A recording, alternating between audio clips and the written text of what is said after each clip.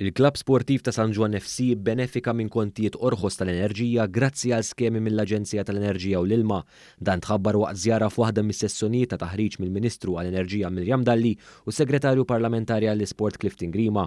Il-Viċi President ta' San Ġwan FC u s-Sindku ta' San Ġwan Trevor Fenek spjega li grazzi għal dawn l-iskemi il-klabb bidel is-sistema kollha tad-dawl tal-ground għal waħda li taħdem bl-LEDs. Bekk qed inħela inqas elettriku u qed jiġi kontribut inqas niġġis mid-dawl. Ħankunu qegħdin nifrankaw b'40% tal-konsum. Bekk dan il-klabb ikun qiegħed jiffranka l-enerġija kif ukoll il-carbon dioxide fis-sena. Il-Ministru Dalli qalet li għexieren taqdiet sportivi ibbenefikaw minn skema li tgħinhom ikunu aktar effiċjenti fil-konsum tal-enerġija.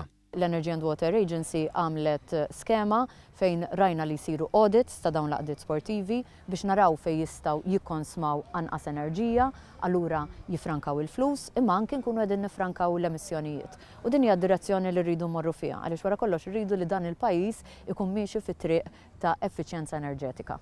Is-Segretarju Parlamentari Clifton Grima qal li l-flus ifrankati f'kontijiet tad-dawl qed imorru għal aktar investiment fil-klabs infushom fost oħrajn sabiex jiġu rinnovati il-grounds tal-futbol. Dan kollu jfisser li l-klabb ħajkun jista' jkompli jaħdem fiż-żgħażagħ tal-lokalità u jkompli jinvesti proprju f'daw it-tfal li huma anke l-futur ta' dan il-pajjiż.